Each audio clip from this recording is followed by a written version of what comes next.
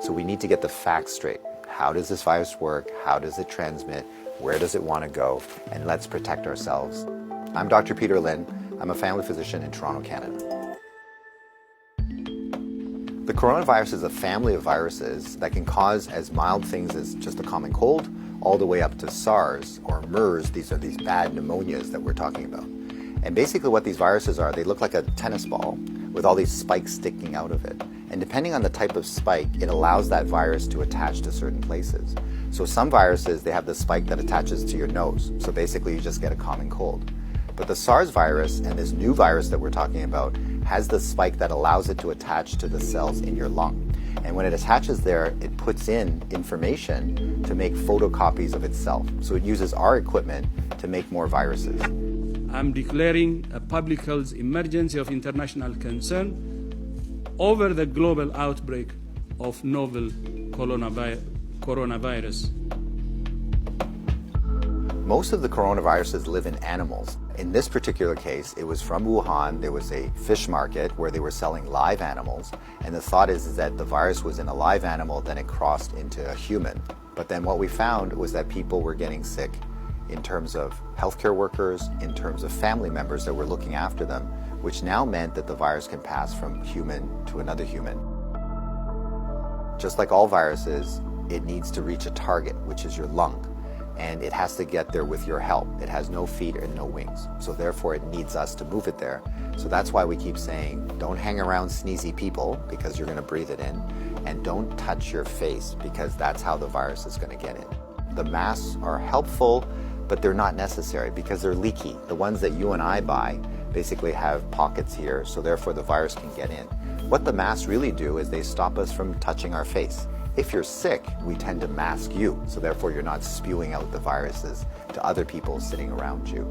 The true people that have the real masks are the N95. Those are sealed. These are for the doctors that may be caring for the patients. So in the beginning, the coronavirus will cause kind of like flu-like symptoms or a cold. So people just get the stuffy nose, that kind of thing. But you'll understand that as soon as that virus starts manufacturing in your lung cells, they're producing all these copies of the virus, all of a sudden now you kill the lung cells. So now you can't exchange oxygen. And that's why one of the early symptoms is people get very short of breath and they tend to have a difficult time breathing, and that's why they end up in hospital. So currently, unfortunately, we don't have a direct treatment for the coronavirus. So we don't have a medication that can kill it off.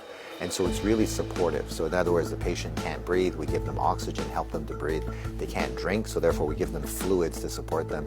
Their kidneys begin to shut down, we help them with all those things. So it's a very supportive process. This is a new virus that we've never seen before. So our immune system, our army, are having a hard time figuring out what to do. So usually what we have to do is we make something called antibodies.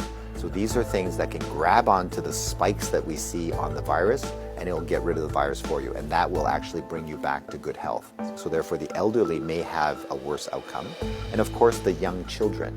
So the babies, their immune system is not so good either, so they may not make those antibodies as well. So just remember, your hands may be with virus. Virus cannot hurt you because it can't get through the skin, but the moment I do this, now I've brought the virus right to where it wants to go. So let's remember not to touch our hands to our face. So let's say you think that you might have been on a plane or you might have bumped into somebody that has it. What should you do? So the first thing is to contact a healthcare worker to tell them that potentially you have it. If you're feeling symptoms and you're going to go into a facility, call ahead. Okay, so whether you're calling the paramedics or whether you're calling the hospital or your doctor, just mention that you were on a flight. If you don't have any symptoms, then what we do is a little bit of a self-quarantine. In other words, we can just keep you away from other people, and so you don't go into parties, don't go with your friends, don't go into public transportation.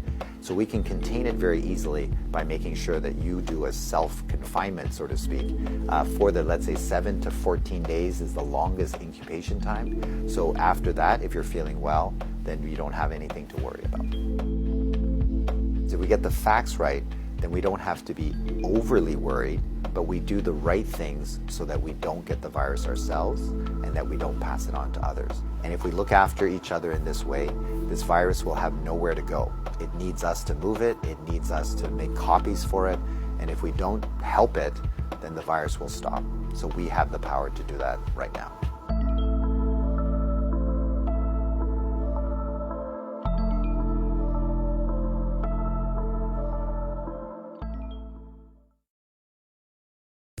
Stay up to date with all that's happening with the new National Party, NNP. Send us a message via text or WhatsApp on 405-8683 with your name, email, and constituency. Stay in the know with NNP. Get updated. Kayak Mass 2020. February 15th to February 25th, an array of events making one spectacular carnival. Saturday, February 15th, Children Mass, Frolic, and the Big Show. Thursday, February 20th, Queen Show Night. February 21st, Soca Monarch. Saturday, 22nd, Jab Convention, Calypso and Groovy. Sunday, February 23rd, Monday, Juve and Monday Night Mass. Tuesday, February 25th, Shakespeare Mass, and the Last Lap. All the major MCs and DJs will be inside Kayak Mass 2020. Make reservations and book now.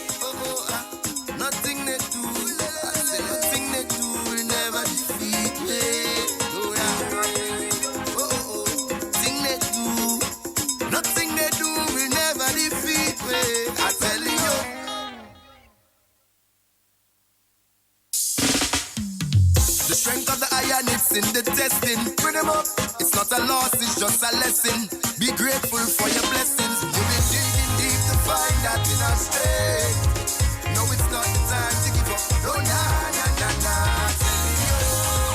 I'm telling you, nothing they do will never defeat me. We control your destiny. I'm telling you, take your hand and point it up in the ceiling for me.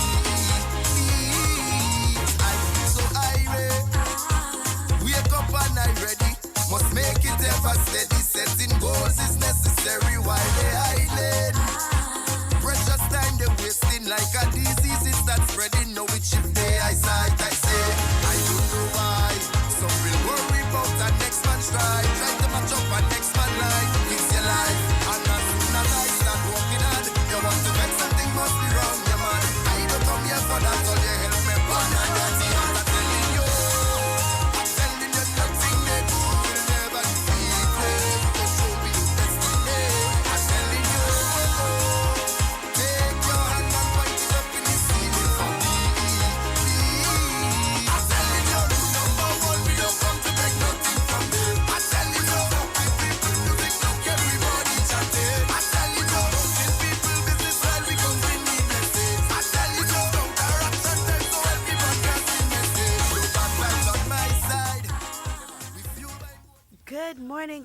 Good morning to all of our listening audience. You are listening to Hard Talk Grenada. A special good morning to those of you joining us on 97.5 CitysoundFM, 89.5 CRFM, 92.9 Sister Radio broadcasting from Hillsborough, Carriacou, and of course 94.9 WeiVybz Radio out there in Brooklyn, New York. A special good morning to those of you joining us on the live video. Remember to like the live, share the live, be a part of the conversation. Of course, it is another week in the month of February. It's quickly coming to a close. And of course, we are thankful for where we are right now. And when I say quickly coming to a close, I mean there's 1 week left in February. Wow. All right. And there has been so much happening for the new year already. It makes you wonder, right? But of course, we are grateful for life. We are grateful for where we are as a people as we continue to thrive for greatness, thrive for continued development as a country and as a people. Of course, before I go into my daily update on the coronavirus, I want to introduce my guest. Well, he's not a guest anymore. He's supposed to be a regular. But I feel like he heard us talking about him on Friday, and that would have prompted him to be here this morning. So by my side this morning, I have Mr. Roland Bola. Good morning, Mr. Bola. Good morning to you, Ms. Duncan. Good morning to the listening public. It is always a pleasure. I'm very happy to be here this morning and hope that I can offer some solutions, most likely to problems, or give some answers to some questions. I don't know which line the discussion is going to run down, but I'm here and I'm happy to be. All right, and we're always happy to have you. Of course, you add that special value to the conversations that we normally have. So without further ado, let me give you your update, your daily update on the novel coronavirus. Well, no longer called the novel coronavirus, called COVID-19. That is the official name for this new strain of the coronavirus, and this update is as of the as of February 17th. There has been 71,449 cases of the coronavirus. Out of that, we have 1,776 deaths and 11,424 recovered cases. We are still at a place where there are 29 countries and territories around the world, and of course one international conveyance, which is the cruise ship, that Diamond Princess. All right, and that is harbored in Japan. As it stands right now, we have had recoveries, or 100% full recoveries, in places like India, Russia, Spain, Belgium, Sri Lanka, Finland, Cambodia, and Nepal. They would have only had, I think, a maximum of 3 cases. In some areas like Nepal and Sri Lanka and so on, they would have only had 1 case of the virus, but they have had, those individuals have fully recovered. And of course, the majority of the deaths that we have had thus far have been in China, which of course has seen a total of, and let me just get the number here absolutely correct, has seen a total of 1,771 deaths. The other 3 deaths, sorry, not 3, 5 deaths would have been 1 in the Philippines. Let me just get that settled here.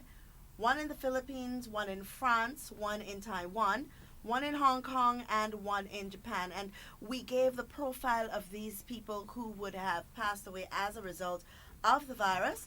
All right, and of course, the newest death, that gentleman in Taiwan who would have passed away yesterday, and that was a 61-year-old man with no travel history abroad, but as a taxi driver serving clients from Hong Kong, mainland China, who has had underlying conditions.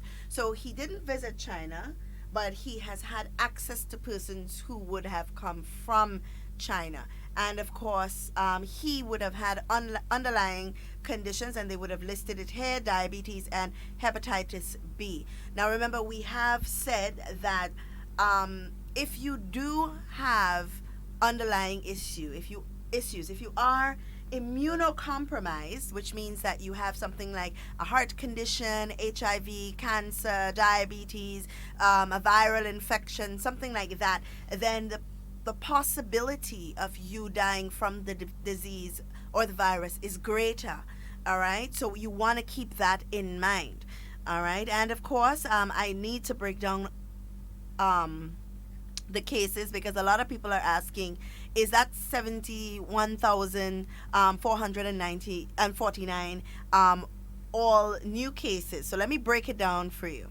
Of all those cases, of all of the 71,000 cases, there are 58,249 active cases, meaning people who are still going through the process of the virus, all right, where the virus is still running its course, all right.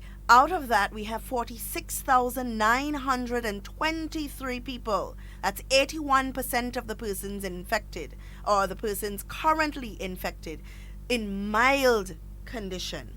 And of course, out of that, we have 11,000, out of the 58,000, we have 11,326 people, which is 19% of the overall currently infected cases in serious or critical condition. All right. And of course, the closed cases thus far, we have had 13,200 cases, which had an outcome of 11,424 recovered and discharged. All right. That's 87% of the closed cases have recovered, and 1,776 deaths, which is only 13% of the closed cases. So I felt like I needed to break that down for you so that you understand what's happening. Of course, out of the 29 cases that have been,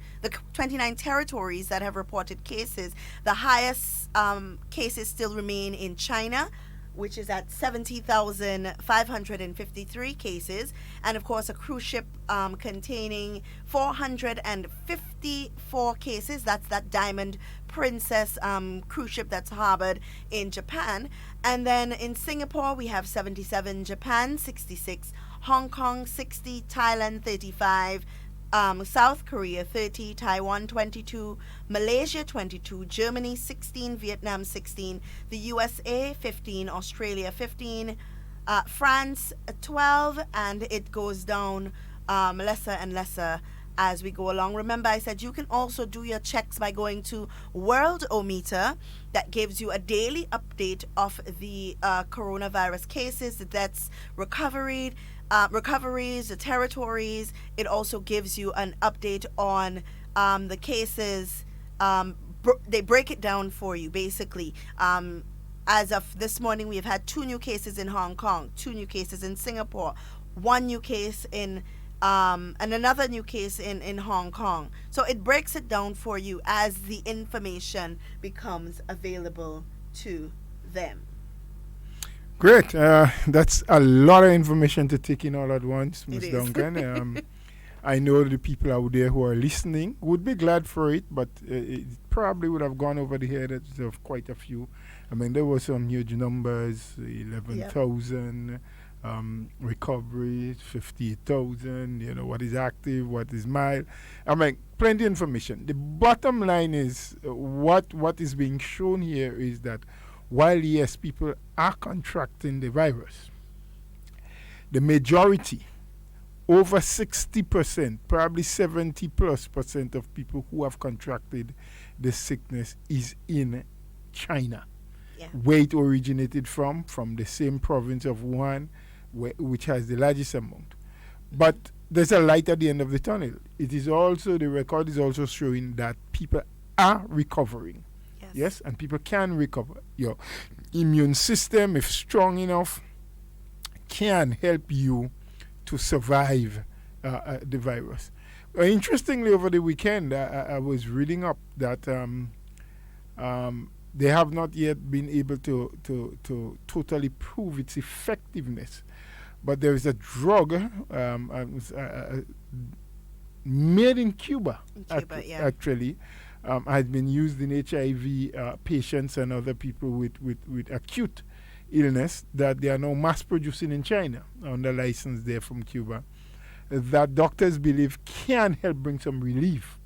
They are going through the testing phases, and God help us all, I hope that it would work. and to bring quicker relief to the persons who have contracted the illness. But also something that they have tried, and in less than 100 patients have seen some success. Those who had recovered fully from the disease, or the virus, I should say, without using any medication at all, the bodies, the antibodies and the immune system of the bodies had fight the virus and survive, and they have been healed. Doctors are now drawing plasma from them, blood, platelets, and so, and injecting it into other sick patients because they feel that the antibodies are still very active, and they have had some degree of success. So that's another channel through which they're working.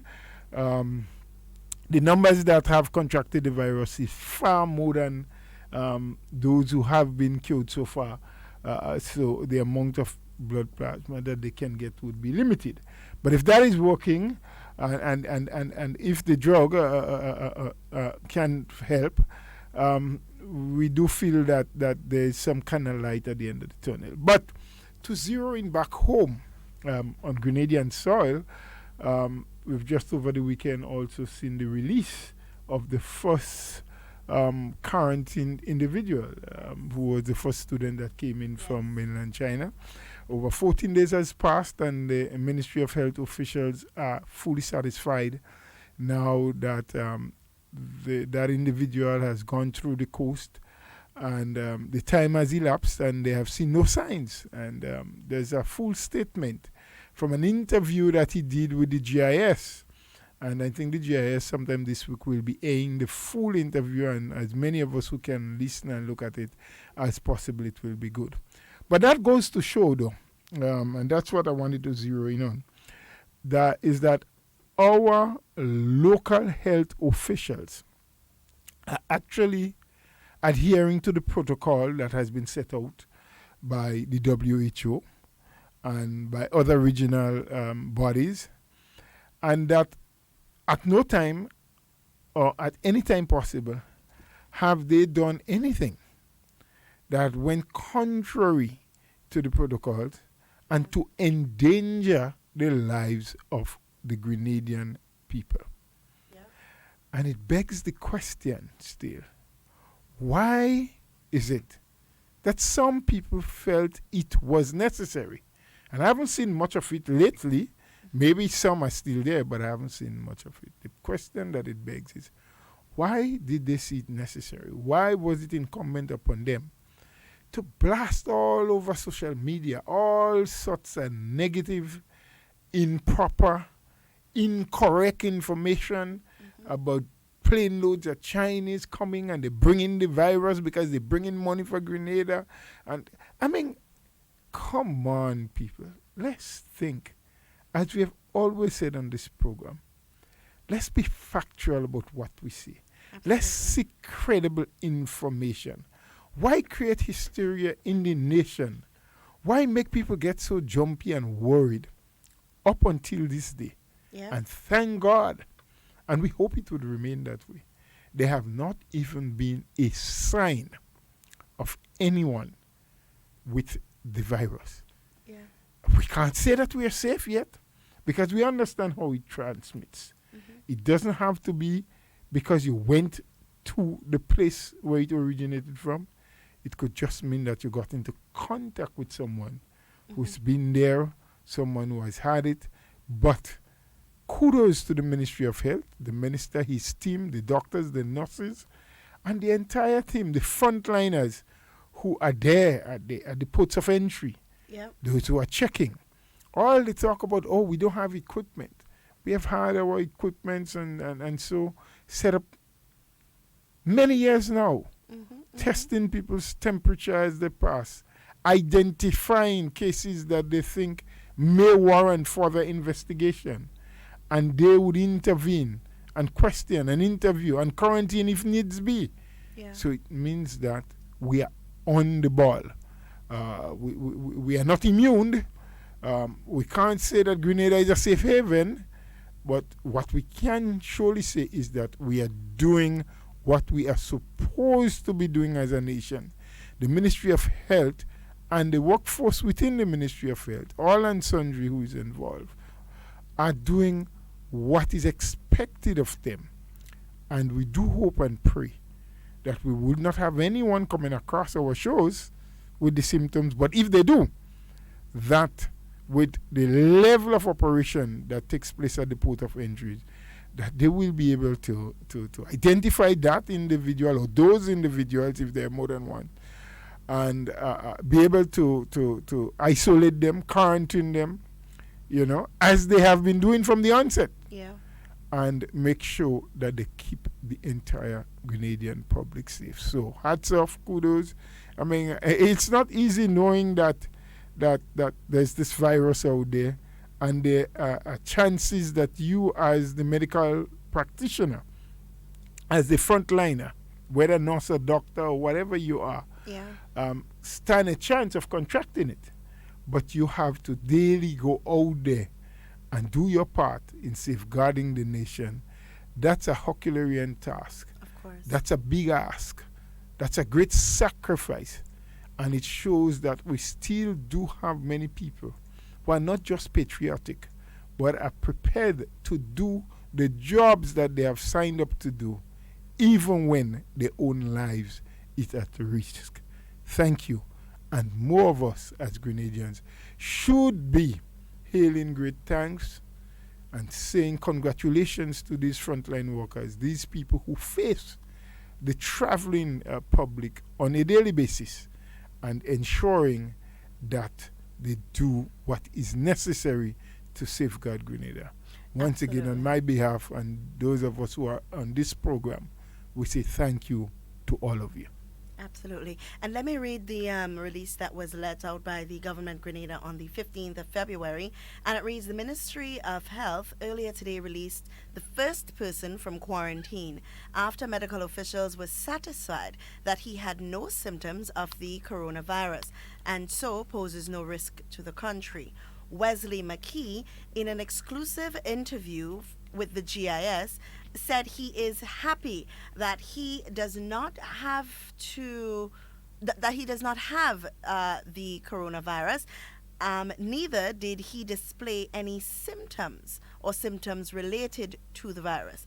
On January 31st, McKee became the first Grenadian student to return from China and was placed in quarantine, a decision that was taken out of an abundance of caution, since many countries around the world were advised to take the necessary measures aimed at preventing possible transmission outbreak. Today, 14 days later, McKee praised the Ministry of Health for doing the right thing and expressed satisfaction with the outcome. He said, and I quote, "I was checked at every port of entry in every country. In Hong Kong, if you did not declare that you were coming from China, they will put you in jail. So I expected to be quarantined when I got to Grenada. I saw it all over the world, so I understood the importance, not just for me, but my family and country. I didn't want to be the person responsible for bringing the virus back home to my country. And so the Ministry of Health did the correct thing."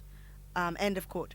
McKee, who congratulated the Ministry of Health for its professional handling of the matter, said Grenadian health officials were very supportive and followed procedures and protocols just like he had witnessed in other countries. So important. Straight out of the horse's mouth.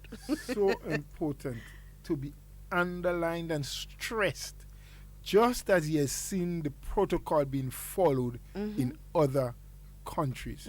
And here it is. We have been saying from the onset, wait, stop jumping to conclusions. Of course, we are all entitled to our own ideas and feelings, but you cannot just share those as though they are facts.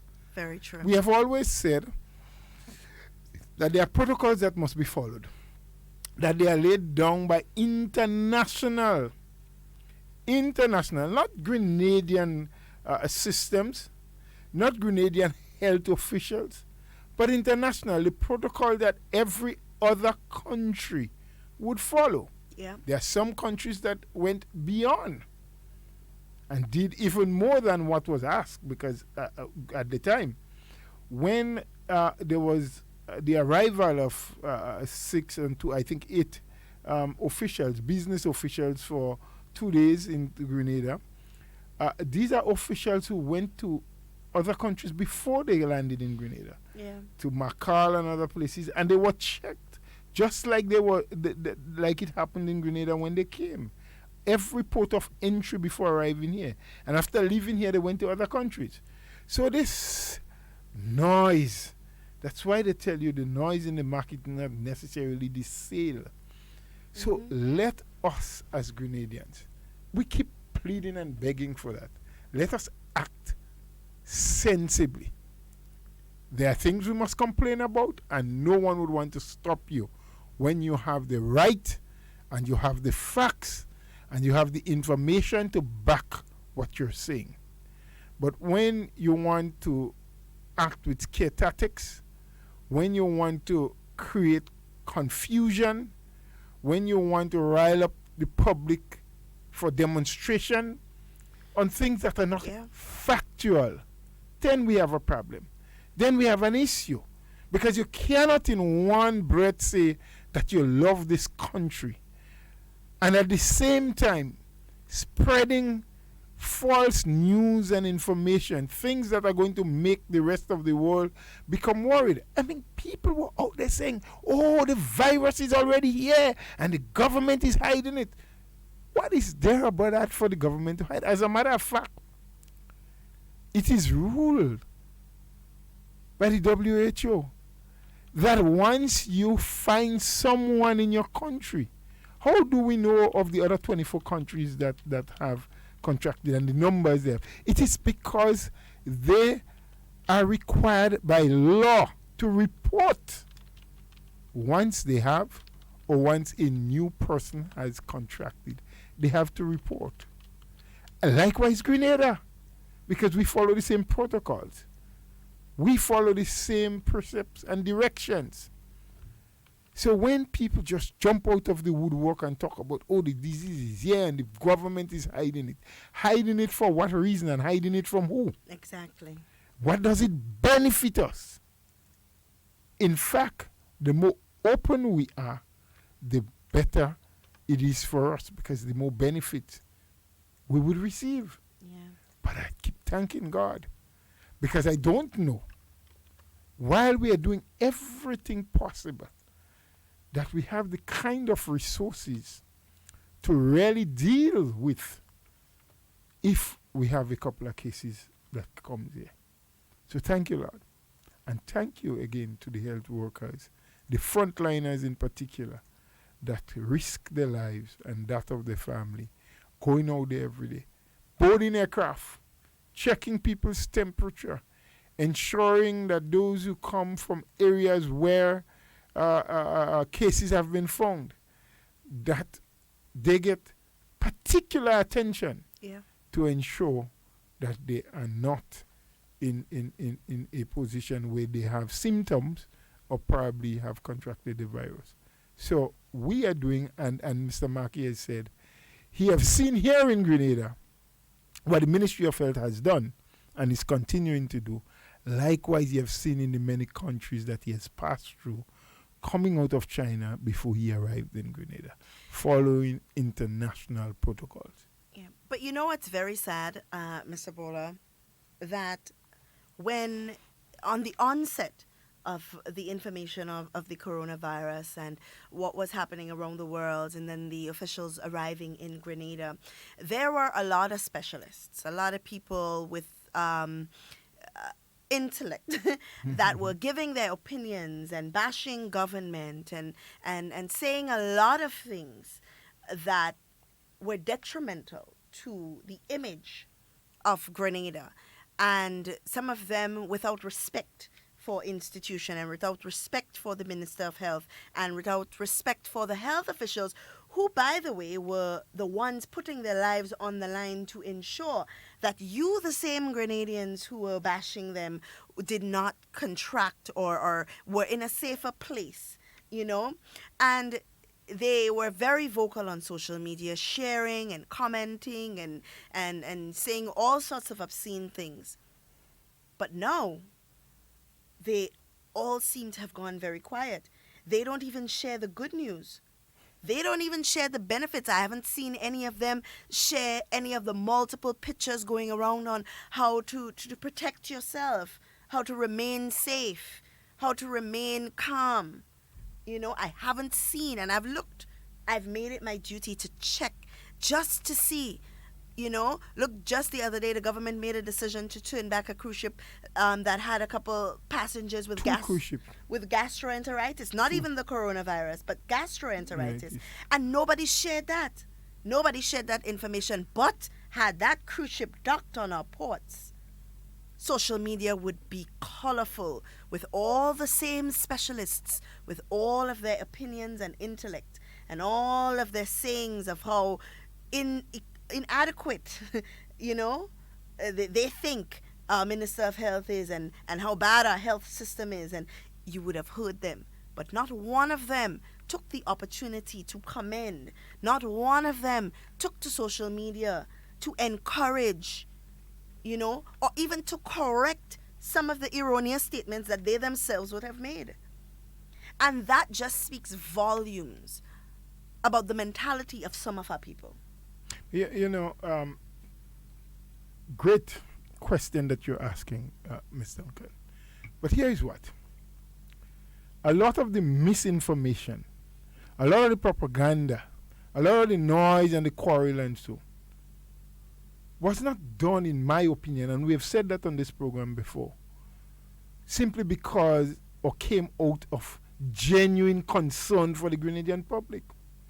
They were more politically motivated than anything else. Yeah. It was an attempt on the part of some people to create rivalry in the country, because some of them was calling for workers to don tools. Yeah. To get into the street and demonstrate. Mm-hmm. Some of them referred to our own people, our own Grenadian brothers and sisters, as being greedy and foolish, and that they continue to vote for Kit Mitchell for him to advantage them because he gives them, what the guy said, a drink of rum and a t-shirt or some foolishness like that. And half of those people who were saying those things do not even reside in Grenada.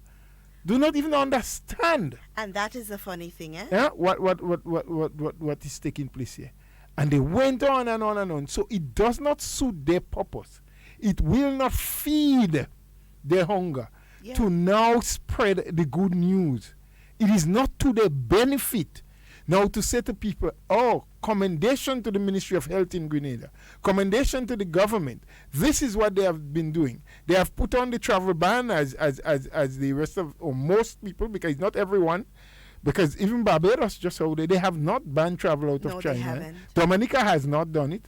Guyana, I believe, has not done it because they believe that their medical professionals are equipped enough to do the detection at the port of entry, and that they are capable of handling. So up until now, they have not done the ban. But out of an abundance of caution and wanting not to create further fear in the minds of our people, and that was said by the minister, we decided, to follow through and do the ban. But they won't share that. They won't share what you spoke about. 2 cruise ships were turned back in the last couple of weeks because health officials were not convinced that the present situation on board, with people who had gastroenteritis and another one where people had flu-like symptoms, that it was the right thing to allow them to dock here. And so they were denied docking rights. Yes? No, they won't share that, because this does not feed the fear that they want to create. This will not cause people to then say, well, the government is wicked and the Minister of Health doesn't know what he's doing. Right? It doesn't cause that to happen. So why would you share that? What they want to share is what they perceive will create fear in the minds of people and cause people to become jumpy and quarrelsome and angry and wanting to do things without thinking. Friends, we continue to say, let your intellect guide you. not your emotions. Because we can become very emotional when we hear certain things, even without checking to make sure that those information are credible, that they are factual. And that's what we urge you to do. Before you start reacting, check. Ask a question. Find out, is this the case? Is that the way it happened? Is that really the truth? Before you react. And you are well within your rights to react if you find out that the administration, whether it's the health or the government, are doing things or engage in practices that are going to endanger your livelihood. Verify. And when you can, and you can sit and say, yes, surely I know this for a fact. This is where I found it out. This is who told me. We always offer you the opportunity to check for yourself. Stop following everything you see on social media. Because, as was said by a friend of mine, once someone has a smartphone now, they think they have become qualified to be a lawyer, a doctor, a magistrate, even prime minister, because they knows everything the prime minister is supposed to do. And I keep saying to people, leadership is not emotional feelings that push you to do something. Leadership is staying calm, assessing every situation, and making prudent decisions even though you are under pressure. Right? Even when people sometimes do not agree with your decision, you must make them because you are well informed, because they are the intelligent decisions to make, and they will bring the long-term benefits that we are looking for. So because you jump and say, wow, and you say Kit Mitchell bad, you think he's going to change decision, because he's a well-seasoned leader who understands that there are a lot of loudmouths out there who are just going to talk because of hatred for him and for Grenada. Because if you want to destroy him, in other words, you want to destroy Grenada. Because those who are making the most noise, what I want them to put on social media and tell us, we are really waiting to see, with the absence of Dr. Kit Mitchell as Prime Minister and the new National Party as the party of choice in Grenada, tell us which is the alternative party, the alternative leader that can take Grenada forward in this time. Tell us what they will do different and better than what the new National Party is doing in this time to make Grenada a better place. I'm not saying there is no one. I'm just saying tell us who it is, which is the party, which is the team that is ready, and what are the solutions that they have. And so help me God, if you are making sense, you have my support. All right. But you weren't here on Friday, and it all boils down to what you said. Having the right information, sharing the information, but also the information needs to feed into their purpose, right? So you weren't here on Friday, and I was listening to a radio program, and I got a little bit upset because as I believe that as a host to a program, it is your duty and your responsibility to, one, have information that you can share with the public, but also in the event that you don't have, because I don't always have information, in the event that you do not have the information, it is your duty to ensure that you get that information. It's your duty to ensure that you don't leave people believing something that a caller has said as fact. You know, especially when you don't have the facts yourself. So we would have had, and I would have called in on the program because, of course, I felt like I needed to share the information. So one of our callers on Friday would have asked, well, they would have said that and that had to do with the budgetary allocation for agriculture for 2020, and there was complaints by the caller that it was too low. And that it was the lowest budgetary allocation for this year. So I had to call and correct and, of course, share with my listeners here that the budgetary allocation for this year, 2020, was $157.2 million.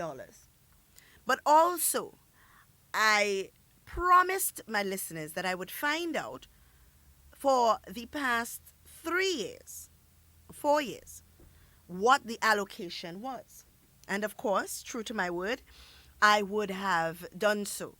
So I'm hoping that the persons who need to be listening to this are listening. And then we will go further into the discussion, because not only were you Minister of Agriculture, but you also are practicing farmer, right? And you should be able to share a little bit of light on what opportunities are available for farmers. Now, in 2017, the budgetary allocation for agriculture was $29,167,955.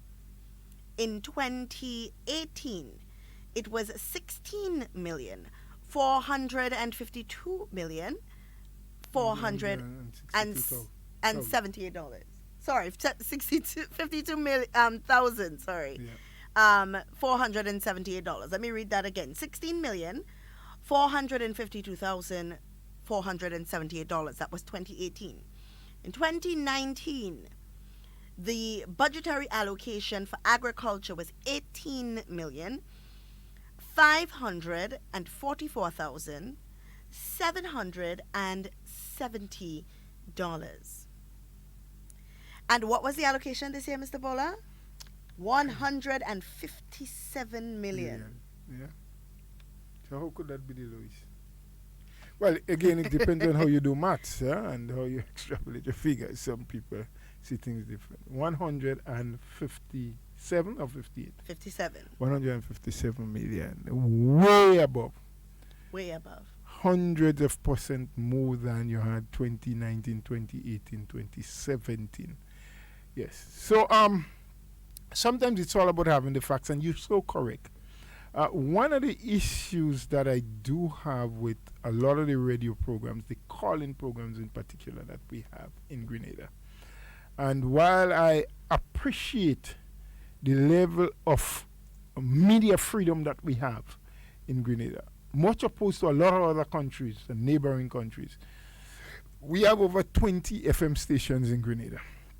I'm not sure of the total amount, because every other day one opens and one closes, or two opens and one closes. So the number keep on changing. But they're getting the license, so it speaks to the freedom of the press, where you can go on and you can think. But one of the issues that I have with some of the hosts, and as you have correctly said, we may not as hosts have the information readily. Or sometimes even as guests on programs.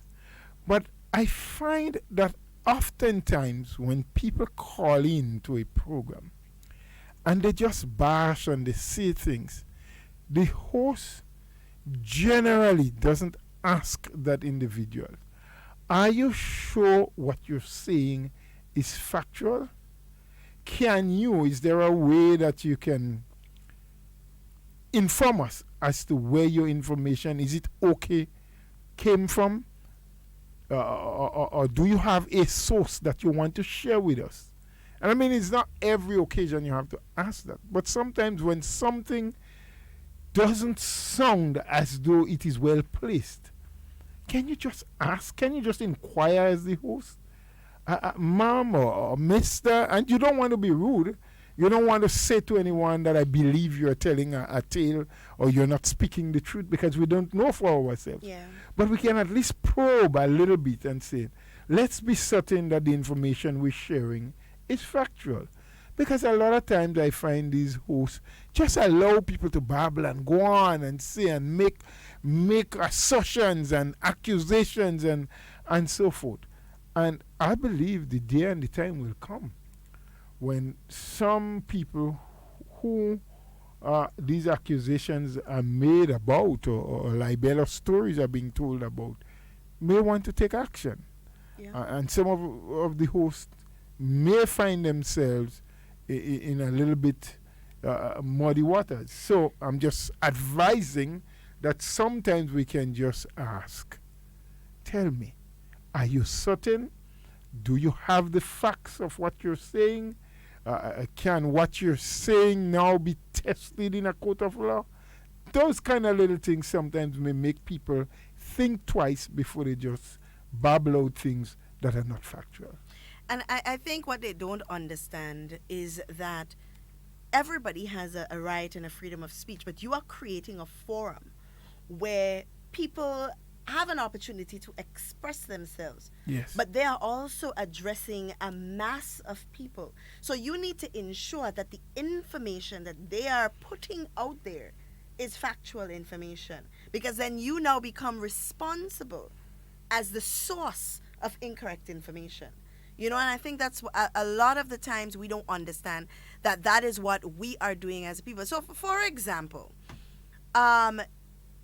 even as an individual, I may have, let's say, 7,000 people on Facebook, 7,000 followers on Instagram, and so on. And I share something that is not factual. Now, I become the source of sharing information that is incorrect to thousands of people. You know? So what we don't understand is we say, okay, well, it's my Facebook page and it's my WhatsApp account and it's my Instagram account, so I can do what I want. But you have to understand that with that kind of power comes responsibility, you know?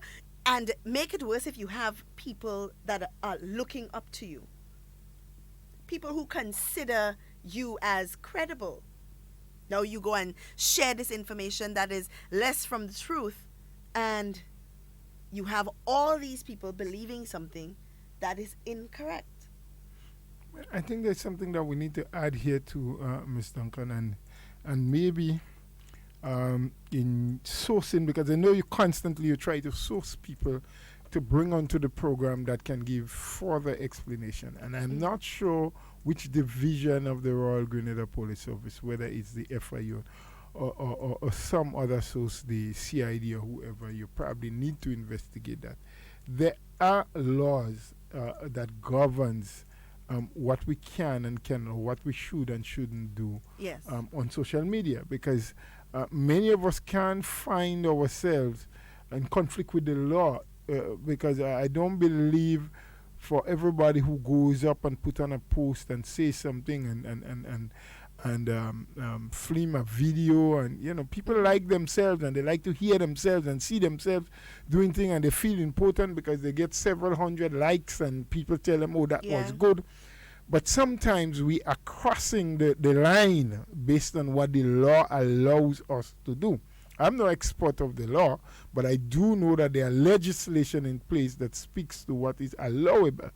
And so we have to be careful about what we share and how we share it, and make sure that we does not infringe on the rights of others, and we does not create the unnecessary issues and problems which we can be challenged legally for doing. And so I think all of us, the host of programs and those of us who call or share or send information out, must become cognizant of where and how far we can go. Because it is very troubling sometimes when false and incorrect, libelous information is being shared, statements are being made, and it may even cause people to react in a certain way that can endanger their lives and the lives of others. And that in and of itself can be taken up by law, and you can be arrested and you can be charged. There are charges that can be brought against you for having shared. So yes, it's your phone, and as it was mentioned before, it's your account on Instagram and WhatsApp and what have you, but you have a responsibility. You are responsible for the content of what you put. Absolutely. Yes? You can't just share any and everything thinking that it's okay because this is my Facebook page and I put what I want on my Facebook page. Yes, it's your Facebook page and what you want. But if what you want on your page goes contrary to what the law allows, then you can be held accountable and to answer in a court of law. Absolutely. Now, I want to talk, because I did promise that we would talk a little bit about the about agriculture, but I also want to make mention that Government of Grenada would have launched their website newly reformed. It looks really good. It's easy to maneuver. And I think it has a lot of information. So I think now you're able to go on and apply for your passports and apply for your birth certificates and all of these things, marriage license and so many other things on the website, right? It also hosts a lot of information on job vacancies, on careers, a lot of information, statistics, and so on. So it's very important that everybody, as long as you are able to access that that government page, and just it's another source of finding information, credible information, information that is circulated by the ministries, and of course it's not controlled by the 15 parliamentarians. So it's not information that is coming from NNP, as people would like to believe, or it's not information that is coming from the different ministers. It's coming from the ministry. And as we said, there are so many different people within the ministry, so you guys need to be careful when you're pointing fingers, right? So there are some careers in agriculture that I just want to touch on, because a lot of people believe that agriculture is just about going into land and work. It's just about farming. Yeah. When they speak about agriculture, they speak about you're gone in your land and you fork and you plant and you sell, and that's it. Right? But there are so many other areas of agriculture that is necessary for our agriculture sector to thrive. And I'm just going to list a few. We have agricultural engineering. So we have land surveyors, farm mechanics, hydrologists. We have machine mechanics. All right. Under agriculture economists, we have market intelligence officer, agribusiness manager, market extension officer, farm planner, ornamental horticulture, landscape designer, florist, nursery or greenhouse manager. And the list goes on. We have plant breeders, soil scientists, plant scientists, soil conservationists, forester, agronomist, biotechnologist, animal technician, animal nutritionist. And the list goes on. It's a very long list. And this is all coming out of the Government of Grenada page as well. Huh? So you do have an opportunity to go there and look at it. And it just goes to show that when people speak about agriculture and government is not doing enough for agriculture, they are speaking directly about farmers, because they do not know that the agriculture sector comprises of so many different arms, or it's like the branches and roots of a tree.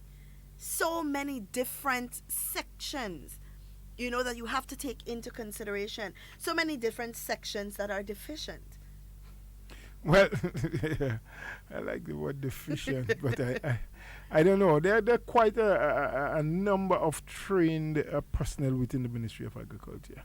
Maybe more agronomists than agricultural engineers. I know there are about 2 irrigation engineers, and but there's still so many other fields that people can endeavor, young people in particular, and study.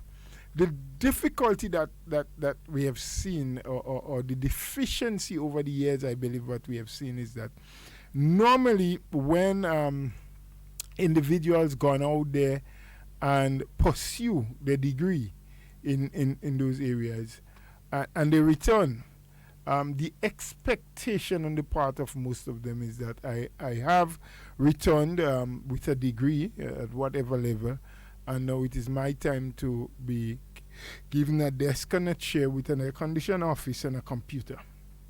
And that's where I should work from, because I am a degreed person now in agriculture.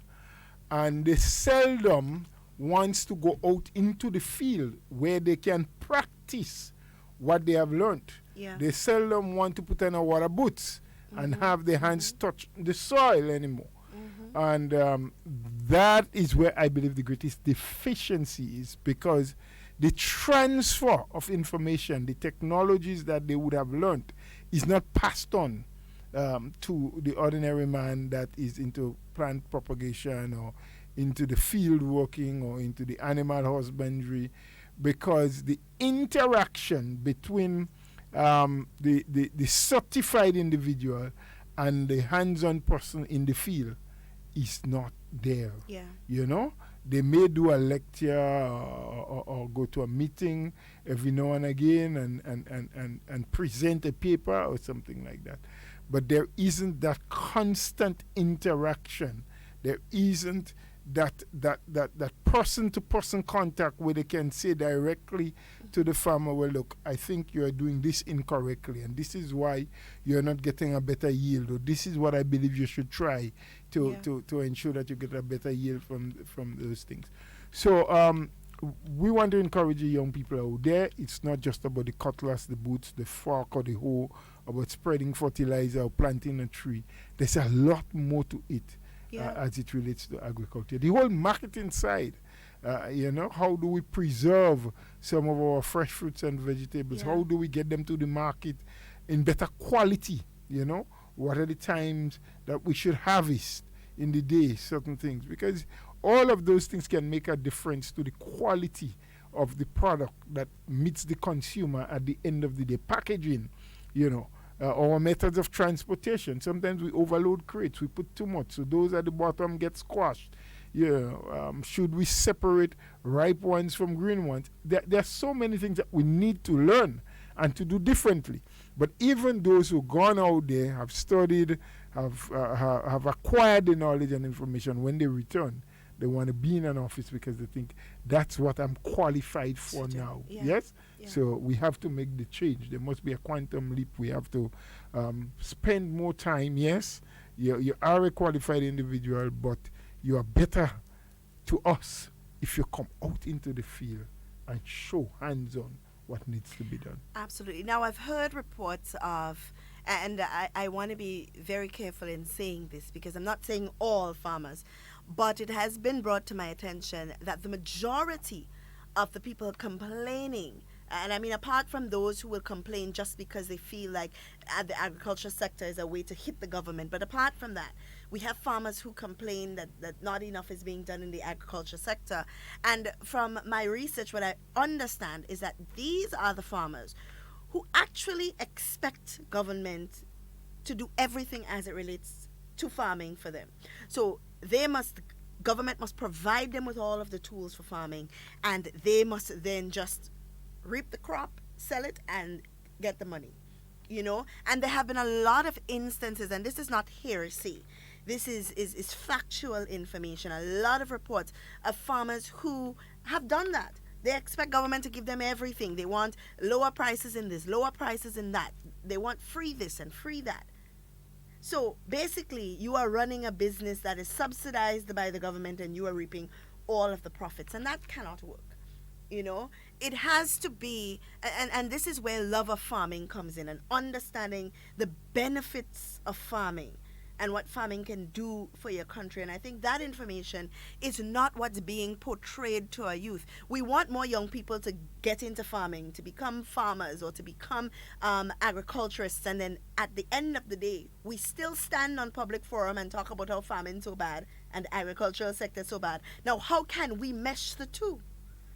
Well, not wanting to be contrary to what you are saying, I'm one of those who certainly believe that there must be some governmental subsidy if farming is to be competitive. And that is by virtue of our size. Right?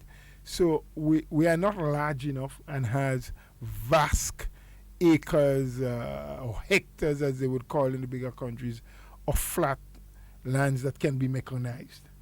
That is why it is so difficult for us to compete with a lot of the larger countries. So when the trade war started and our bananas from the Caribbean was not getting preferential treatment on the European market anymore, it became virtually impossible to compete with the Chiquita and the Dole and Del Monte.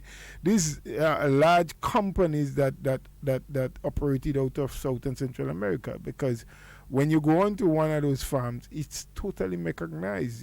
They do high impact planting. I mean, we plant bananas in Grenada. We have a certain distance, maybe 5 feet apart, the rows must be, and things like that. Over there, they're almost like a foot apart because everything is mechanized. You don't go inside there with a machete, as they call it. We know it as cutlass in Grenada, and has to cut bush.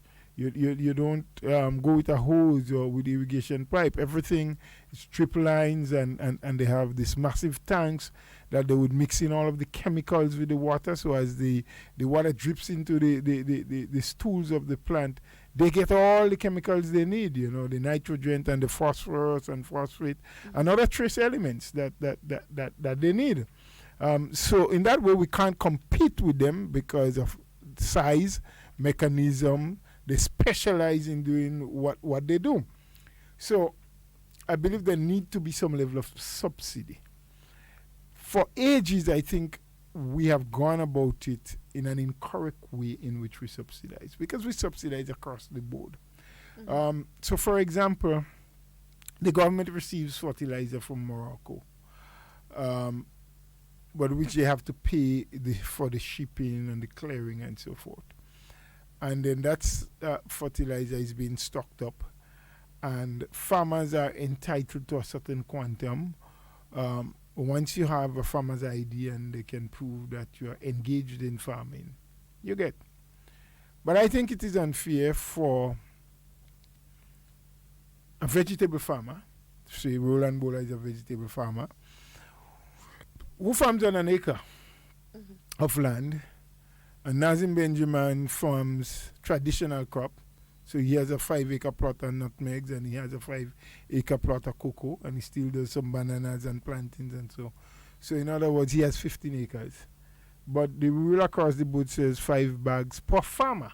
Right? I think thereabout we need to do some tweaking. Some tweaking. Yeah. Right? That is subsidy, because farmers pays now maybe 50% of what it costs for a 110 pound bag of fertilizer of any kind. That may cost you $150 to $170 from any one of the agricultural shops. You pay, I believe, $50 or $75 when government brings it in from Morocco. So it's been subsidized, but it's across the board. Then look at the issue of plant. So around the month of July, thereabout, in the June, July, there is what is called the plant distribution period, where the propagation stations, mainly owned by government, you have Maribo being the largest, you have Ashton in St. David's, you have Maran, you have places like Boulogne and those places, where they propagate thousands and thousands of cocoa plant, nutmeg, citrus, orchards, you have mangoes, you have, almost anything you can think about. Right. And they are sold to all and sundry at subsidized price. So while it might cost about $10 or more to propagate one nutmeg tree, to ensure that it grows from a little seedling to the stage where you can now take it out of the bag and plant it into your land. But those are sold for $2 or $3 a bag, and government highly subsidize those plants. Right. But year after year, you hear of thousands, 20,000. I remember as Minister for Agriculture, we propagated some 27,000 sourshops alone in one planting season.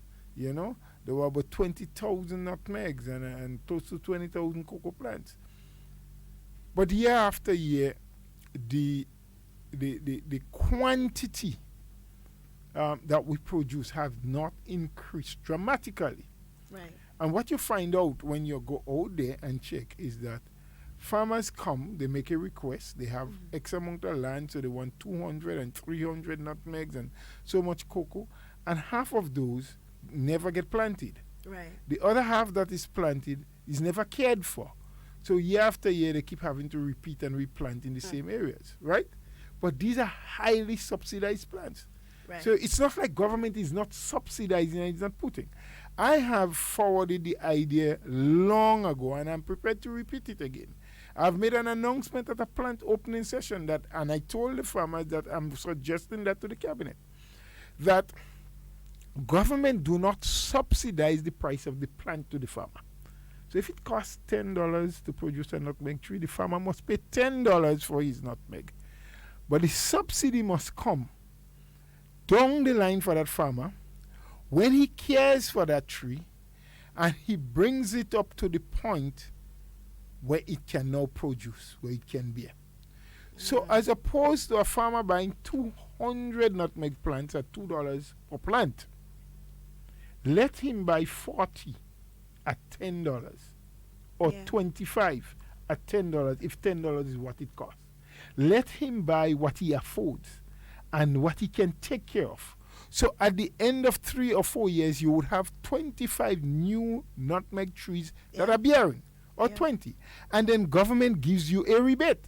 Or government can put a system in place to say, now that you have taken care, you planted and took care of that nutmeg, it is bearing, and we want to assist you, so we'll give you back your $10 for your plant, plus an additional 10 for the time you took care of it. So the farmer benefits. So there is a reason, there is a rationale, there is a motivation for me to take care of it. But when it is subsidized at the point where you buy, I mean, the amount of citrus I know we have thing. Yes, I've seen some increase in the numbers, but generally, people don't take care. Because you jump into it now, 1 year after, you don't want to walk the land again. But if your cash from your pocket is being spent, you will know. That's the farm labor program. Not every farmer gets it. But guess what? I've seen over the years where the same farmers get their land cleared up repeatedly.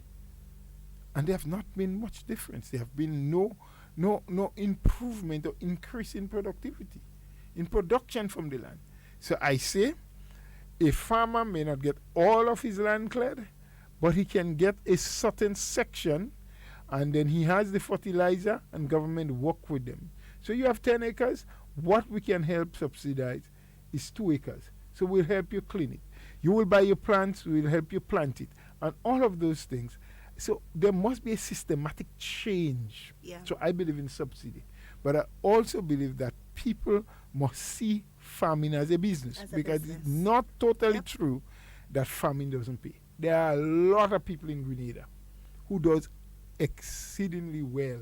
Well, we had 2 of them here just recently, Bertrand John. Oh, well, I know Bertrand John. I mean, he can be considered in the top 10. Scale, yes, he farms on a large scale, you know, but he's serious about what he does. He does it as a business. He keeps his records. He knows if he's losing money or he's making money. And that's something that farmers all over Grenada must bear in mind, that you need to record what you're spending, what you're putting out, what you're getting back in.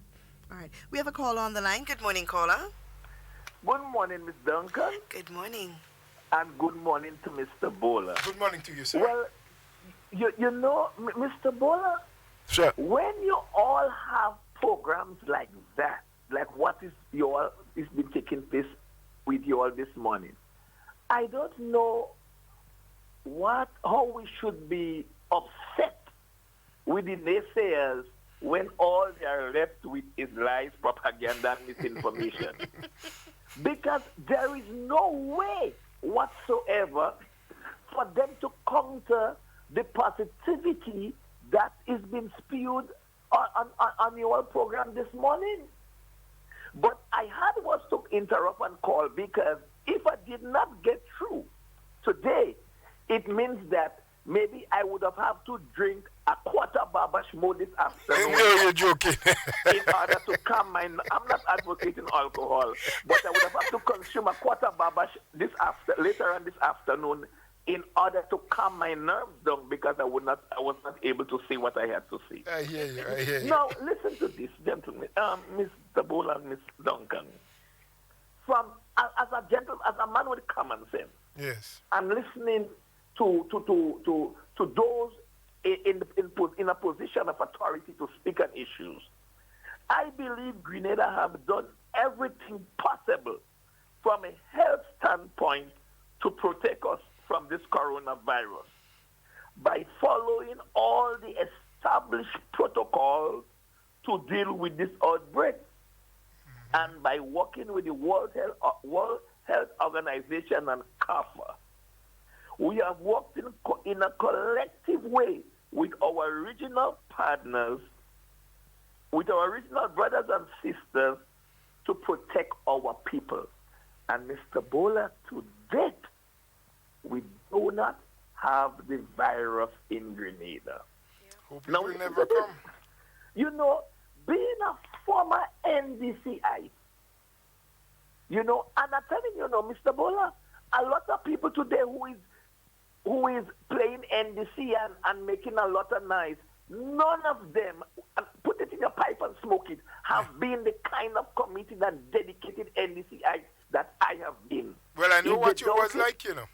I know you during the days of Lorena Waldron as a NNP. I know the kind of NDCI you was. And if they doubt it, ask the only good NDC that run in this constituency, Alan Mr. Walker. Alan Walker. Yes, I know when you was one of those. Yeah, no, it hurt my heart to see how the NDC have deteriorated from a hero to a zero.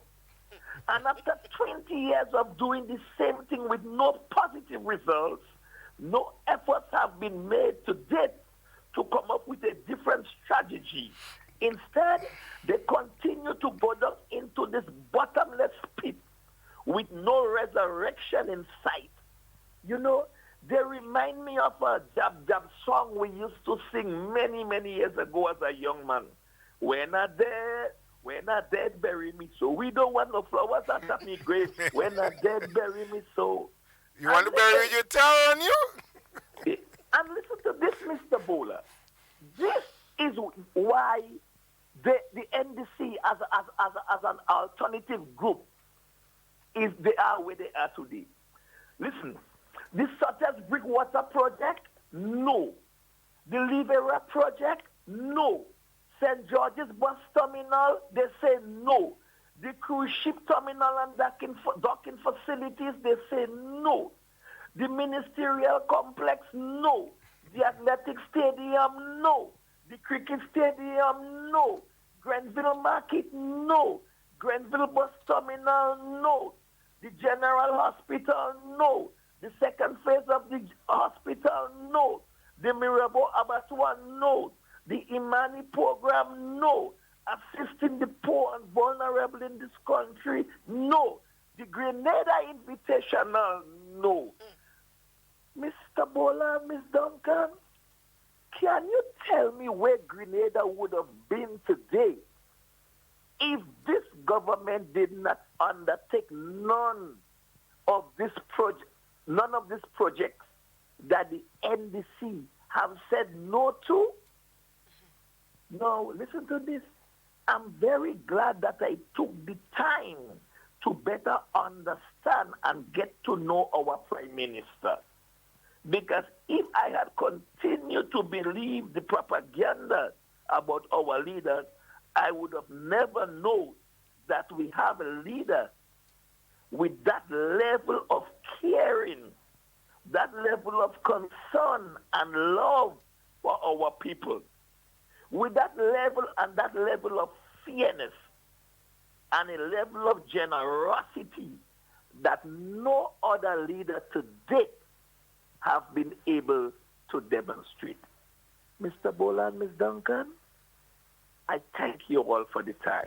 Thank you too, sir. Thank you for your Thank you. contribution. And he made it absolutely clear with the no party. He asked where we would have been. Nowhere. I feel like they need to now change their name to the No Development Congress, because no Okay. to all development. NDC, yes, no No development. Development Congress. All right. Yes, I feel like I have Okay. to start referring Okay. to them like Okay. Okay. That wouldn't be too bad a name, because no for everything. no for everything. Yeah, but it's similar to what I was saying before, very early. If there's anyone who knows of a party, a leader, or a potential leader, who can do as good as, and I'm not saying that to say that the new National Party government has done everything correct. We have made mistakes. We have shortcomings. All I'm saying is that come forward and let us know who will do it better and how.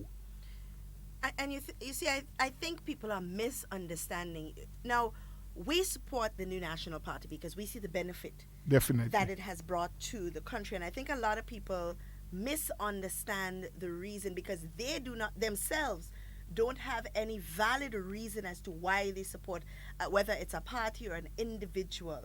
So it's not blindly, because I can clearly tell you, and that's not blindly, I can tell you all of the reasons as to why I support the party I support, It is my right. None of those reasons have to do with my personal feelings towards any individual in any of the opposing parties. And I think a lot of our reasoning for doing a lot of things in Grenada and decisions that we make and comments that we make is guided by an emotional feeling towards an individual. Not intellectual thought. Exactly. Just emotion. Like, I can tell you about the benefit that I see for my children, the future benefit that I see for the country, the future benefit and development I see for myself as an individual living in Grenada, and the future and benefits I see for other Grenadians who I see and know struggle, families whose children under normal circumstances would not be educated, or get higher levels of education, families who under normal circumstances parents would not be employed or would not have received proper housing or access to proper housing. All of these things, programs, policies that I support, and that is why I support the New National Party. Now, you can give me a reason as to why you do not support the New National Party, and I can almost 100% guarantee that it begins with Dr. Somebody. Well, Chinese houses, no. Today, people are looking forward to the second phase of Chinese. And not only that, the majority of the people who are saying no, half of them living in it now, Yeah, well, I tell you, they never really have a good reason. But I'm happy that they have gotten there. Yeah. Because now the eyes might, I hope, and I really do hope, be open up to see the positivity and the way in which the NNP administration thinks. Because we look at Grenada as our home. We ain't look at individuals. We ain't look at the color that you wear. We look at Grenada and all Grenadians as people who must benefit from whatever the country has to offer.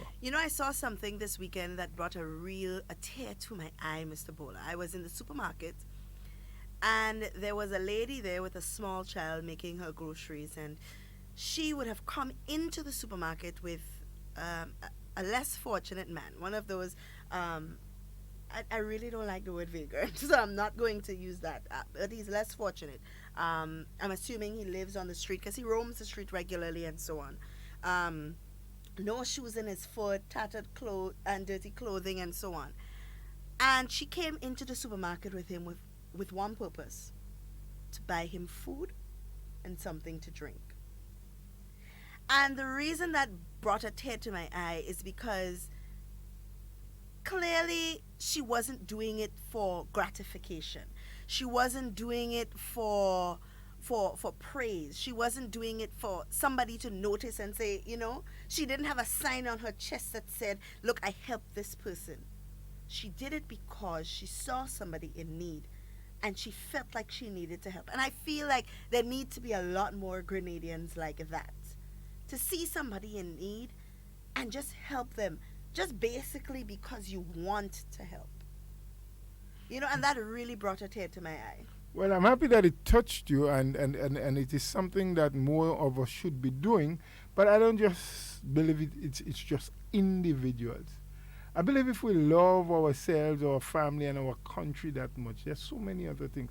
So for example, right in front of your doorstep, there's a blocked drain. And the water is running out and it's digging up the road.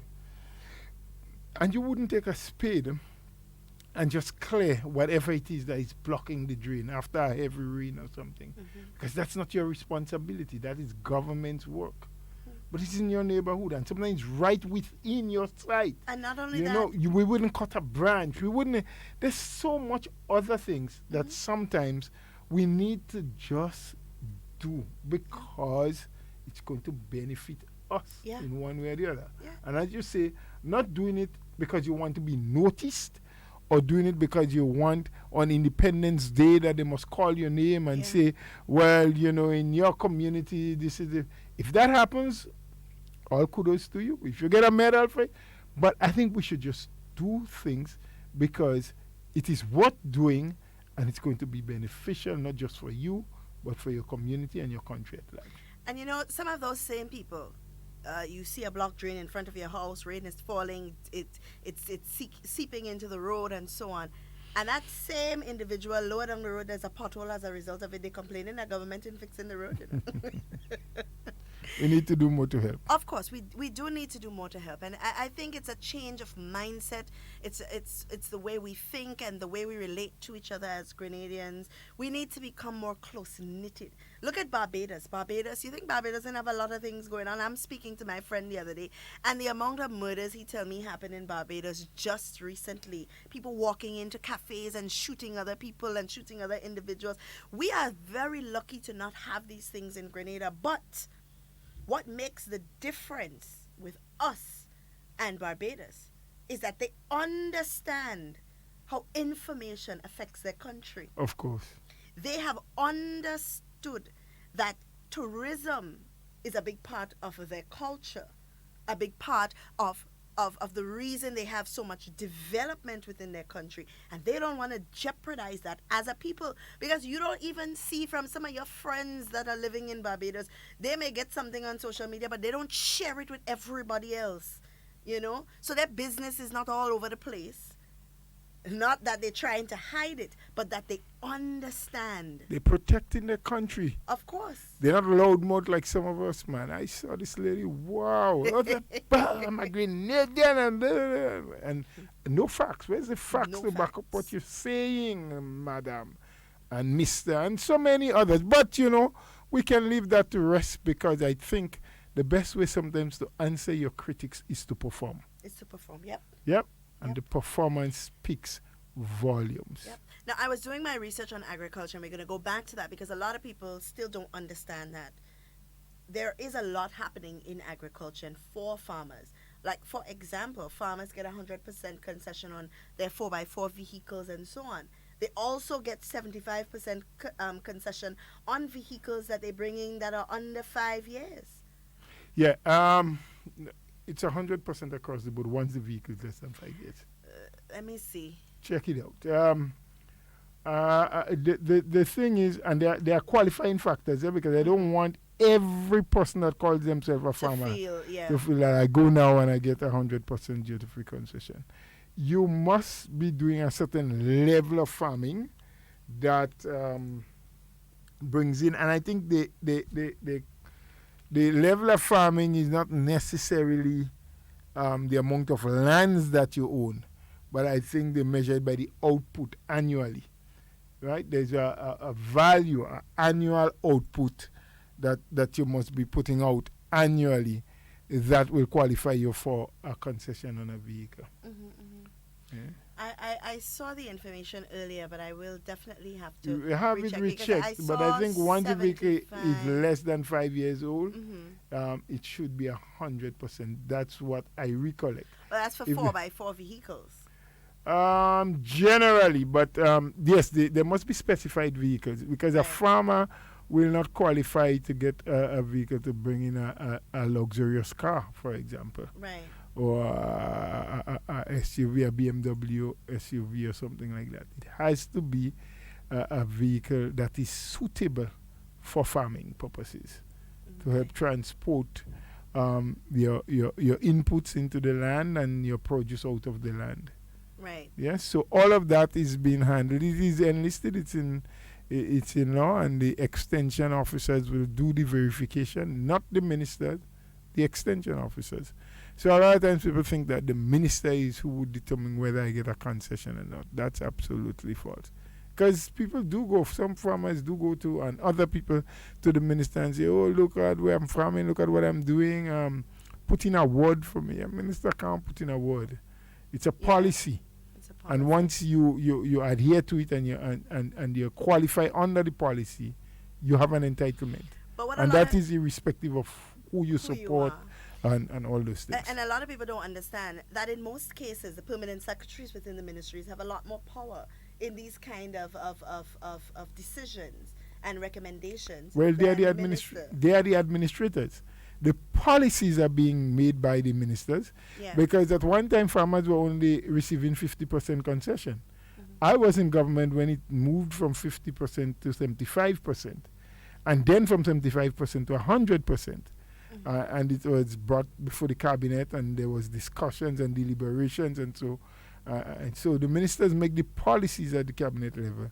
The PSCs and heads of department and other committees implement what was decided on by the minister. Oh, there it is. But we have a call on the line. Let's take this caller first.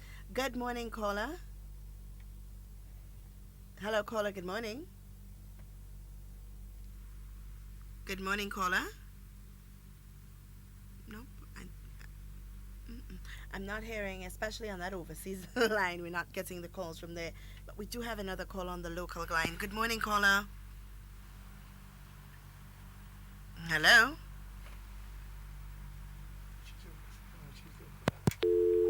It's gone. Yeah, it's gone. Let's try that overseas line again. Good morning, caller. No? Something seems to Mr. be wrong. Technician, I don't know what's going on with my lines this morning. Good morning, caller. Hi, good morning, Ms. Duncan. Good morning, how are you? Right, so you could hear me now. I so can good. hear you loud and clear. Right, and maybe good morning to you, Mr. Bola, because I did not see you for a long time. Maybe. Well, maybe I'll answer you. I'll tell you good morning, sir. Oh, yeah. I have a question, a question when it comes to the topic of agriculture. Is something that always bothers me. Whenever we talk about agriculture, we do not talk about production. All we think about is maybe planting, going to the market, selling your stuff in the market, maybe selling some stuff down Trinidad. But manufacturing is not in the vocabulary of agriculture in the Grenadian context. And I would like to know why. Well, I can give you yes, a quick we answer. talk about concessions and stuff, but why manufacturing is not in the vocabulary when we're talking about agriculture? Can I give you a quick answer? Yes, you could. Okay, there are three things. One, and I did mention before that we don't have vast expanse of land, so generally a lot of what we produce is on small scale. Several people have tried it before. The writing last suggests there's a factory sitting there with all the machines that Dr. Mitchell once started off doing. What was the name of the juice? He was trying to do local juices. Delicious, was it? I can't remember the name. Nazim, do you remember the name of that juice from last suggest? There was the guava, there was the passion fruit. I think it was delicious. He started, was doing really well. People were selling the golden apples and the oranges and soon he couldn't get the supply that he needed because we are small scale producers. And sometimes to run those factories, you need a constant supply. He was storing up as much as he could. Secondly, and I want to answer you quick because I know you're now overseas line, the cost of electricity in our country is something that we have been talking about. The government is in battle now. There's arbitration in the international courts about what is happening with Grenelec and so on. Some people who doesn't understand think that the government is meddling too much. The cost of electricity doesn't allow us to be competitive as it relates to manufacturing. What it costs for 1 unit of electricity in Grenada, you're getting 10 or 20 units in Trinidad. That's why they can manufacture much better than us. Secondly, skilled labor is also a problem. Believe it or not, we work hard as people in Grenada, but a number of us are schemers. We do not like to put up. We don't like to produce. So, just those three for now, but we can get into greater details down the line. Yeah, but let me just run that very quickly now because I know time is about to close. Yeah. You speak about production. Now, here's the thing. We, the Grenadian farmers would send stuff down Trinidad, and Trinidad would manufacture stuff. Mm-hmm. My question is, why can't whosoever is going to be manufacturing stuff in Grenada, why can't we also import stuff from other Caribbean islands? No, it's not about the amount of land we have. Trinidad always buy our stuff, you know. We send, whether it be soursop or whatever, mangoes, whatever, down Trinidad, they make their stuff. And we buy it in Andes or in Foodland, whatever, in a box or in a can. Why can't we also purchase stuff from other islands, and because we don't have the amount here in volume, in Grenada in volume? Yeah. But I did mention two other factors. It was not just the quantity. Well, of raw we have material. solar panels. We don't have to pay for the sun. Yeah, well, until you're ready to come in or you get a group and invest into that, you will get support from GIDC and government with concession for your machines. And so, because we also get the sense, this one I didn't mention, that most times we talk about manufacturing, people look towards government to be the one doing it. And that's a problem. Yes, that is. That is one of my number one problems, because you only look for government, only what I can get from government. Yes. It's not what I can give, but what I can get. And that is a number one problem that I have. Everybody wants something from government. Government can't give you everything. Not everything they can give some. But here's what now. Let me try a challenge out for you. Get a few partners. The Lasagest plant is still there. The machines are still there. Maybe a little investment, some solar panels and so, and you can start making all them juices again. I'd be willing to join you, if not with money, because I don't have that, but with ideas. Just take it. Look at killing Miss Duncan there with. Don't respond now. Don't respond. Just some consideration I'm giving you. We could start the ball rolling, yeah? But you're so right. We need to start looking down that line, secondary products. There are some, to be honest, there are some. There's a specified shelf in Foodland, I know, for example, where a lot of the ladies, with their little cottage industries, does the jams and jellies and tamarind ball and what have you, and some other little stuff, pepper sauce, seasoning, that they dedicate and they can bring it and they get it sold. So there are some local stuff being done on a small scale, but we need to expand. We need to do far more than what we're doing. Yes. All right. So have a good day. Ms. Duncan, don't die with laughter there. But it's a good idea. It is. It's a very good idea. It is. That you throw out. And we're going to talk on the other side of this. Certain things I cannot say right now. I agree with you. No problem with that. Yes, but we're going to talk. Take care now. All right. Thank you so much for your contribution, caller. All right. And that brings us to the end of our program, Mr. Bola. Do you have any closing words? Oh, well, just to say to our people, as per usual, we need to be careful. We need to continue to listen, look, learn, and verify before we share. And I want to end by the way I started, by saying kudos and, congratulations again to the health workers. All of them. I can't specify who did and who didn't, because there must be a good support system from the health workers, those who work at the administrative level, at the ministry, the minister, the PS, everyone, even the staff and people at the airport, because despite the fact that they have to be looking out and trying to identify who might have signs or symptoms of the virus, they also have to be very cordial and very welcoming to everybody that comes. So the frontline staff, whether you're in customs, immigration, or just airport authority people, all of those who interact on the ports of entry. And so I want to say kudos to you. You have been doing a wonderful job. You have been flying the flag of Grenada high, making sure that we are safe and secure, but at the same time as welcoming as possible. Continue doing what you're doing. I hope that someday the recognition that you deserve will come to you. And be safe, every Grenadian. Thank you for listening to us. Absolutely. And right before we close, please remember that we are celebrating Carriacou Carnival this week into next week. And it's kicking off on the 20th of February with the Queen Show, and then followed by the Power Soca Monarch and the Jab Convention. And that's just to name a few of the activities. We have the Calypso and Groovy on the 23rd, Juve on the 24th, and Shakespearean Mass on the 25th. So keep that in the back of your minds. And of course, Carriacou and Petit Martinique Carnival has a Facebook page where you can keep updated on what is taking place, because it is part of our culture as well, and we must remain involved. Guys, in whatever you say and whatever you do, be safe and be secure. We always want to be talking with you and never about you. Enjoy the remainder of your day. Kayak Mass 2020.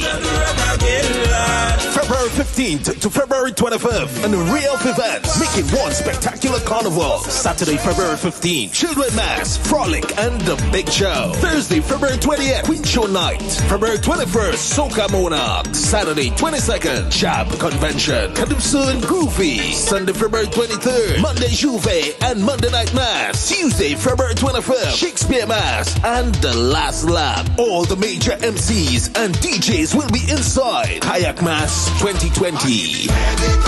Make reservations and book now.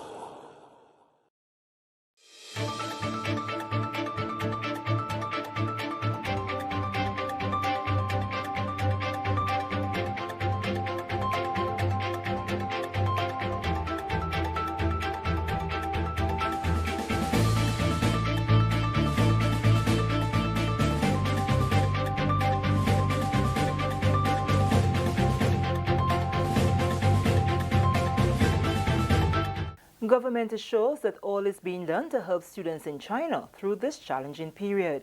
Details of this story and more in the National Report.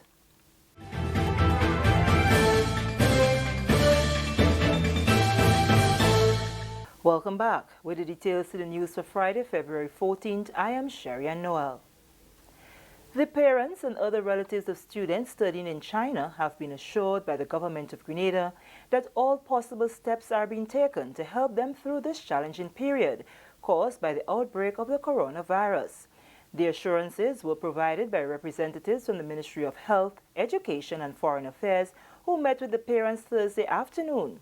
The meeting, which far exceeded the allotted time, gave parents the opportunity to pose their questions as it relates to the way forward for their loved ones who are currently pursuing studies in China.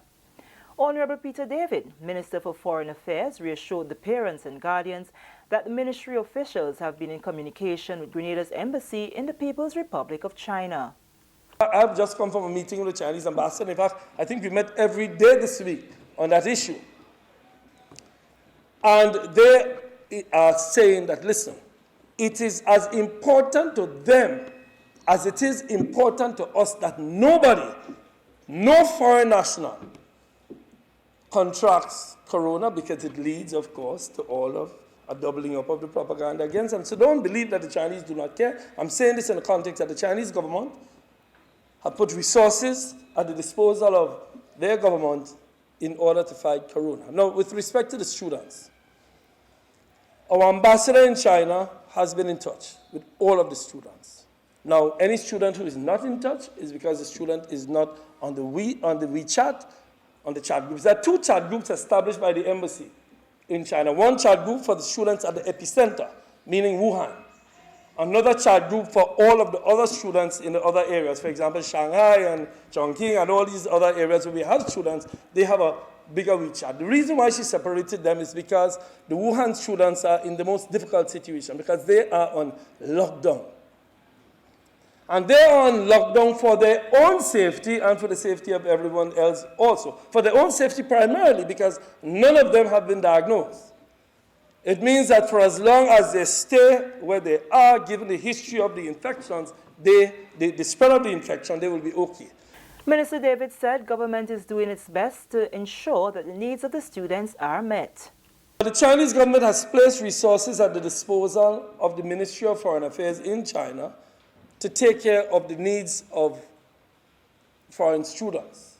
Because, of course, China places great emphasis on their foreign relations. It means that they want to ensure that we keep good relations, and to keep good relations, they have to ensure that they protect the students who come from our country. So they are working on that. Honorable Pamela Moses, Minister in the Ministry of Education with responsibility for tertiary education, skills development, and education outreach, expressed a heartfelt concern. We are very concerned about the students out there. We are very concerned about the nation as a whole. We are also concerned of the world and what this would mean. We have past histories of what went on before. We know our population in China is, well, they are widespread, approximately 80 students there in China, 80 students. There are countries that have 5,000 students in China. You know, it's not us alone, really. It's Caribbean countries, it's African countries, it's a global national issue. And, you know, I'm just so happy that we are able to get you here so that we can discuss it with you. Moving along, dialysis treatment at the General Hospital in St. George's has been delayed by 2 weeks as government steps up its surveillance to deal with the threat of the coronavirus. During the government's weekly post-cabinet press briefing on Tuesday, Minister of Health, Honorable Nicholas Steele, said his government is still very committed to providing the service at the General Hospital at a subsidized cost of $300 per treatment. Yes, we're going ahead with that. We have finalized that. It is going to start a little late because we put all resources in the last couple of week and a half on coronavirus. But I would expect we'll probably be about 2 weeks. So where I said the middle of February, we'd look at the end of February, I think, or first week of March, where we would be starting that service here. Presently, patients on dialysis treatment pay $750 per treatment, and in most cases, 3 treatments per week are needed. Government has also increased the monthly assistance given to the patients from $1,000 to $3,000. This is the National Report. More news after the break. Kayak Mass 2020. February 15th to February 25th. An real event making one spectacular carnival. Saturday, February 15th. Children Mass, Frolic, and the Big Show. Thursday, February 20th. Queen Show Night. February 21st. Soca Monarch. Saturday, 22nd. Jab Convention. Calypso and Groovy. Sunday, February 23rd. Monday, Juve and Monday Night Mass. Tuesday, February 25th. Shakespeare Mass. And the Last Lap. All the major MCs and DJs will be inside Kayak Mass 2020. Make reservations and book now. Welcome back. The Voter and Civic Registration Officer at the Parliamentary Elections Office says the replacement of the expired voters' registration cards is going according to plan. Mr. Ferdinand Phillips says the process, which began on Monday, February 3rd at the parliamentary constituency offices island-wide, is progressing without hindrance, and the public is cooperating. Persons who are already enlisted on the voters' registration list will not be removed. He says there will be a slight change to the new cards issued. When the system came into being in January of 2012, all of the cards had an expiry date of January 31st, 2020. So whether persons took it out in 2016 or 2012 or 2019, all cards expired January 31st, 2020. In this case, however, the expiry date will be 10 years from the date of issue. So it's going to be staggered, and it's going to be 10 years. Every person will have 10 years usage for their card. So if I, excuse me, if I take off my card in, let's say, this year, 2020, my card would expire in 2030. But if someone else takes out their card in 2023, their card, having 10 years life on it, will expire in 2033, month to month. So we want persons to be aware of that.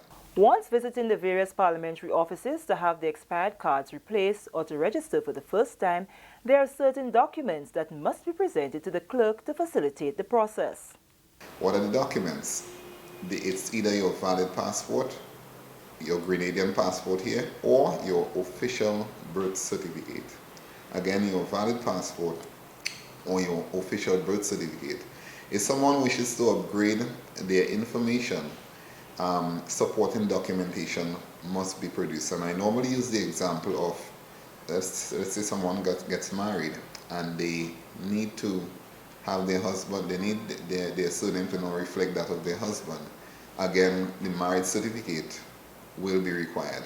You get the same registration number. I guess that question has been asked on several occasions, and yes, you are getting the same registration number that was on the previous card. But as you indicated, we are requesting that persons please bring along the card when coming to do the application. This is for your benefit. Some people may wonder why, but you do not want to have 2 voter registration cards out there. Although one is expired and in theory useless, but we really emphasize the security of the voter identification card. And so we do not want to have too many of these cards out there. If there's one Ferdinand Philip, there should only be one card in circulation. Mr. Phillips said there are still people visiting the electoral office at Tantine Terrace to apply for and collect cards. The office, he says, does not issue cards and that people should return to the parliamentary constituency office to collect for and apply for the voters' registration cards. One nutmeg farmer is beneficiary of an alternative propagating method for his nutmeg plants aimed at increasing his production. Details to this report by Karima Lewis. The Ministry of Agriculture and Lands have partnered with the Caribbean Agricultural Research and Development Institute, CARDI, and the Grenada Cooperative Nutmeg Association, GCNA, to help increase nutmeg productivity through grafting on one particular farm in St. Andrew. Nutmeg farmer Ambrose Phillip, after investing heavily in 400 nutmeg plants, have been left with 80% of his plots unable to produce. Grafting as an alternative way of propagation has been in discussions for quite some time. The farm of Mr. Ambrose Phillip is the first to have this measure being implemented. Phillip's nutmegs were planted in 2016. He explains the predicament he is presently faced with. If you look around, you would see that the bulk of the nutmegs are not under the traditional shade of banana. The bulk of the nutmegs are what you will call open stand or open field. And as a result, they have started declaring. They started declaring about March, April last year. And regrettably, we had an extremely and unfortunate high percentage of male plants or male declarations. In other words, nutmegs can take up to 7 years to declare, and by declare we mean whether the flower that you get and the subsequent fruit is male or female. CARDI representative for Grenada, Reginald Andel, speaks on the effectiveness of the method of grafting. The Ministry of Agriculture here in Grenada, after the Ivan fiasco, with assistance, financial assistance from the International Trade Center, our grafters in Grenada at Maribor Propagating Station were, and also in the Spice Research Project, were educated into the grafting process. So, and we knew that they have had some approximately about 30% success in that. So knowing that and when we investigated also, the cost of grafting a nutmeg tree is much, way cheaper than doing DNA sequencing. So hence when we got to know about Mr. Phillips' debacle of all his high rate of nutmeg trees on his farm, maybe about 90%, we discussed it with the GCNA and we decided that this is a good intervention to start with Mr. Phillip to transfer his male plants into female-bearing plants. The method of grafting was performed by agricultural instructor at the Maribor Propagating Station, Shawan Joseph. He speaks on the processes that must be followed to guarantee success. With this technique now, once we have selected the mother plant, the female plant, right, with the desirable characteristics, for example, lard seed, thick maize, etc., what will actually profit the farmer more. We select those mother plants and we take the budding material from those plants and then we graft it onto the male plants. Right?